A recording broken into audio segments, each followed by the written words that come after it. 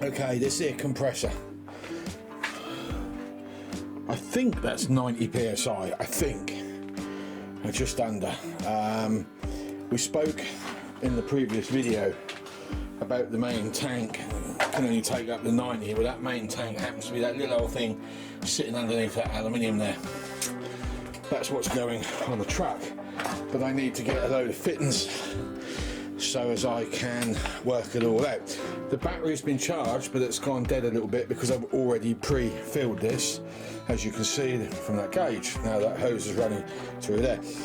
Work that I've already done on this. See, this here, this wheel was clanging up on the inside of this casing. So I've stripped it all off, and in the end what I had to do, there wasn't a circlip or anything I needed. I needed a washer behind that to space it out, which I've done. We've put a spacer behind this counterweight. Hopefully I've got that in the right spot. And we've put a washer there. We've literally drilled and tapped inside here. There was a fan on the end of there before. So we're at 90 psi.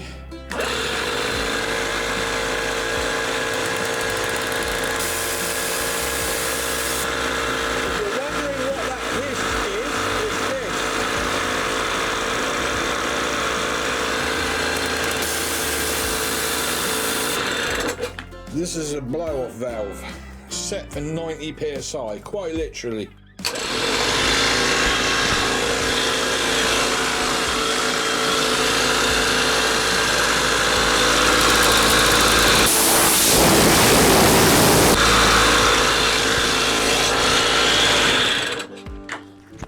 There you go. Yeah, I had my concerns at the very beginning of this, but no, I've got none now. So I need to get some rubber feet for this of some description. What I'll do is I'll get a couple of those rubber mounts. I think Suffolk Fasteners sells them. So I'll drill a hole in the base of that there, and I'll screw, because they're UNF or UNC, I can't remember, American thread anyway. And I'll get some nuts to fit, drill and fit everything. Drill a hole in that tray in the back, and then we'll go about fitting that as well, and everything should be all hunky-dory. Just got one small problem now. I can't get the pipe off because it's full of air, and that's the outlet for that tank, because I needed that, you see. So that little valve up there has finally woken up. As you can see where my line is from the previous test, that wasn't working then. So yeah, we can run tools. I might just wind that up a little bit more so it takes it to 100. I think this is good for it. The tank isn't. But if that can blow off at 100 down to 95, or if we take it to 95 and get it to blow down at 90, then there's no chance of this thing over compressing any of the tanks. We do have a blow-off valve as well that will be on the main tank. I found it in the drawers here. I'll have to have another look at some point. It's around here somewhere. So we're going to strip off all the bits off this tank. I want the switch.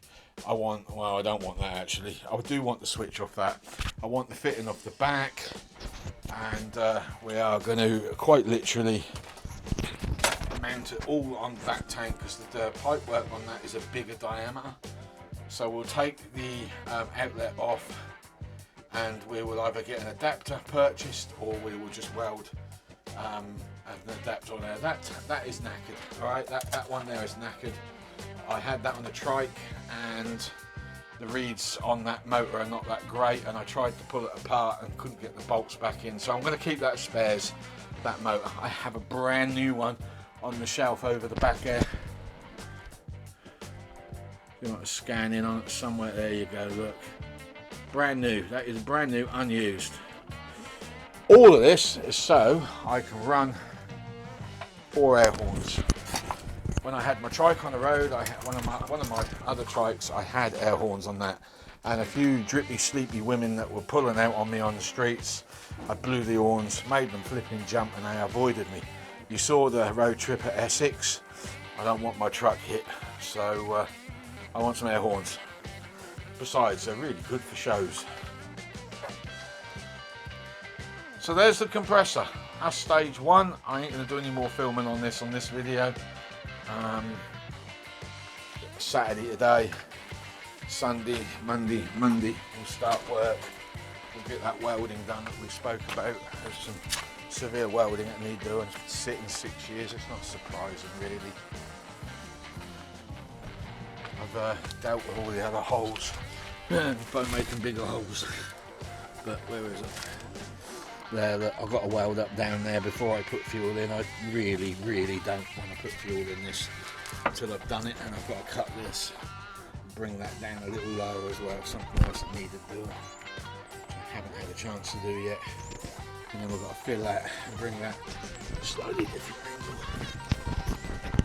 So that's what I have planned this time round. Okay, right. I have been faffing around with this, or well, not actually, that's a lie, because I've been around my mate's house. A good friend of mine was giving me some nuts and bolts. Got all of them. Anyway, look, this air compressor business, I don't know what to do here. The guy at the yard told me those tanks are no good for anything above 90 psi. They're not designed for 90 psi, right? But that sucker is really thick, and that one's thin, and that does 120 psi. I can't figure that out. Capacities are about the same, because if you take the width of that but reduce the length, and then extend the length and reduce the width, they are about the same. There's not much in it. So I'm going to take a risk, a dangerous one, but it will be under the truck, out of the way. I've looked online. I have actually Googled, and Google is saying 120 psi is the average amount of air in a lorry. So why would I don't know, why would he say 90? I mean, the guy knows his stuff, right? Here's my problem. I need that switch. The one that I had for this, which is this one, it will do the same job, but it requires, I mean, it probably would do the job better, to be honest with you, because I'm running a solenoid, look, on here. So all of that is going to be powering the solenoid. It's not going to be powering this. These will go, that one and that one will go straight to a battery, as you see it. And as soon as the solenoid clicks in, that then turns on. So we can set that, or another one if we want to. We can get one with switches already built on it and a gauge if need be, but I don't know what to do. I mean, I'm not putting that on that because it's not waterproof. Could I make it waterproof? No, I couldn't. That came off an interior one. You can run 12 volt through them, no problem. Even though it's 240 volt, you can run 12 volt through those switches. That will work. Honestly, it will work. So I think what we've got to do, and I'm reluctant to do it, but I think we're going to have to take that off, cut that, because this is done. I want to put that motor on a shelf up there out of the way with the other one. So I want to take that off, and I want to unscrew that one, strip this valve apart, and weld that lump of steel into that valve so I can pop that back in, and then that will give me the switch that I need. That fitting here is the same fitting I've got here. I don't need to strip that off, but what I do need is some way of measuring the amount of air going in. So I still as yet may have to remove that lug and drill another hole into this and weld that onto there so I can have a gauge on my dash in my truck to tell me how much air is in this. I've also got to reset this at 90 psi to 120 to 122, I think is where that really needs to be. Can this pump take 122 psi? That question. Can this motor take 122? Can I find a lower rating one of those? I mean, that is a switch on, a switch off at 115. That's, sorry, what was I saying 122 for? I meant 115, okay? So that switches off at 115 and it shifts back on at 85. This blows at 95, 90, but I can actually do something about that just by loosening that, locking that off there, and then winding that in because there's a spring in there, so we can do that. But this might be rated at what it's rated at. It might not have the power to go any higher. It might be too much for it to take on. It might generate too much heat. Bearing in mind I have no longer got the fan that used to be on here in the cowling, so these little old chuggers here might get a little bit shagged out. We can put a cover over here. This is generating air. we have that over here somewhere, one of them anyway. I think about this, because we've got the original end block that goes around there, but with no fan, because I took the fan off. I put a bolt in its place, and somewhere around here, there it is, there's the original metal cowling that used to go around the electric motor, which was on here. So we could potentially put that back on and, you know, rest it in place, and maybe come up here with a couple of extra brackets so as the air generated from that can feed the motor. But I think all in all, what I'm really going to have to do is put this back on, and I think I'm going to have to get a 12-volt computer fan fitted inside here, and when the solenoid clicks on, the fan clicks on with it, and it's blowing cold air onto everything and saves it from overheating. Look, how many times is that going to get used? It's only from the air horns, that's all it's for, or if I've got to pump tyres up. So it's not like the damn thing's going to be on every second of the day. It literally is going to be turned on as and when it's needed. So if I've let the tyre down, 4 tyres down, and I need to pump the tyres up, I'm hoping there's enough air in that tank to at least get 2 of them pumped up, and then that will kick in and pump the others up. I can put the other one of these in. Well, actually I can take that off as a backup and double my air feed. Can do that. I have a spare one of those up here because I bought them. I didn't buy them, my kid bought them for Christmas, one of my kids, for air horns. So I've got 2 of them, but I'll be honest with you, they are not very good. The reeds up here get too hot too quickly, and after a period of time they stop producing air. The reeds on the top are rubbish. The little valves for locking the air in and out, they're rubbish. Haven't pulled the head off this, don't really want to either. But I suspect the rings in here would probably benefit from a new set. I have looked at those, they're not great. That piston goes on too easy, you know.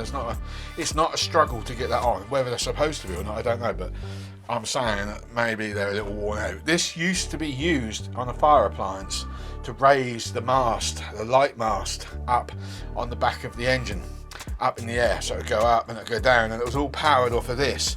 I'm assuming a tank would be filled, the mast would go up, and then they'd lock the mast in place and then shut that down. I don't think they would keep that running throughout the whole operation of what they're doing. Who knows? So here's where we're at really. This is part 1 of this video. So we've got a load of blue O's, so we're going to take that one apart. We might have to change that, we'll see. I might unscrew that one and see if it will fit on that actually, and see if we can work it that way, and then just push that one on. So we'll go down the yard. No we won't. Will we go down the yard? No we won't. We'll cut that off. We'll modify that at some point, and we'll put that on that. I think that's going to be the so is that going to be the only way? That ain't the only way. See, this one, it's got a hose coming out. If I can find a way, this is not waterproof. Can I make this waterproof? I suppose I could. I could seal it all up with black polyurethane sealant. That would make it waterproof eventually. It'd take a lot of effort though. Then we could whack that on the side there, and then we've got a waterproof. But it's where this is going. This isn't. Nah. We can run a hose line, because this comes with one, into that. But then that means I've got to buy some more hose. I'm trying to keep the costs down. Can I find another tank that's got a small hose connection down the yard where I can actually use one of those? Because I don't at this point know. I had some small thin hose around here somewhere. I don't know where it's gone. I don't recall using it, and I picked it up specifically for the air horns because there was a T-piece on my Midland, because that's what these horns were for, the Midland out front. Well, I'm not putting them on there now. I'm going to keep them for this, all 4 of them. 2 long horns and 2 shorter horns. There's the fan over there, look, by the wall, that goes on the back of that, but there's no way I can put that on now because I've got that nut and bolt on there instead. Although I could rip that out and the thread, put a longer one on I suppose, and then put that nut on, wind that all the way down, and then put the, yeah, I could do that actually. And then we can put the fan back in, and we can cool it down. Hey, it's getting better, isn't it? Okay. Well, whether I like it or not, I think we're going to 115 psi. So we're going to cut that off during the week, and we'll mount that onto this fitting. So we'll pull this fitting apart just so we can get the screw thread, providing it ain't brass. And here might be brass, so we can't even do that. God's sake! Nobody makes life easy, do they? Is that brass?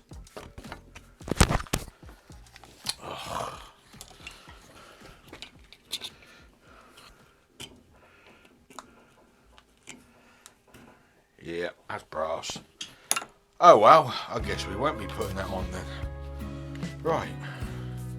Well, that changes things around slightly.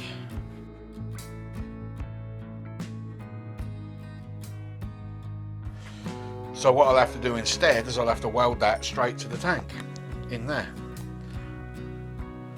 Actually, I'm not going to do that. I'll go down the yard. Right, this is what I'm going to do. I'm going to go down the yard. I'm going to get another one of these fittings so I can run blue. I'll put that onto here, I'll run that line off, and I'll have that onto an air compressor fitting so I can plug in one of these basically. I bet I've just wrecked that microphone now, haven't I? No, I haven't. Just bear with me. I hate these mics. Get on there and goddamn stay on there. Right, where were we? Right, we need a fitting so we can run an air line. So we basically got to go to a tool station at some point, and we've got to get one of these. Pretty much. One of these and one of them. I don't know the name of. I should, but I don't. I've never paid any attention to the names of things, which is why I get funny looks from folks sometimes when I try to explain stuff. I know what I'm talking about most of the time. I just don't know what I'm talking. I just don't know the name of what I'm talking about. If you know what I mean. I've never had the need to pay any attention because I've never had to explain it to people. I've just got on and done my own thing and quietly got on. And then one day I bought a camera and went on YouTube, and all of a sudden I realised I need to be able to, when I'm talking to people, I need to be able to tell them what it is I'm using. And I ain't got a clue half the time. I just know how it goes and how it gets put together. So anyway, so we'll take one of these from the yard. We'll take that one back. We'll put one of them on there. We'll put a blue line on that. If we can connect that up to a compressor fitting, we'll use that one, and we'll have that sticking out at the bottom of the vehicle somewhere with some kind of rubber condom over the end of the barrel fitting so it don't get all mud in it. I call it a condom because it's anything I can think of. A bush, something like that, over the end of that. Stop mud from getting in. So yeah. So I've got to get a second one of those. That's not too difficult.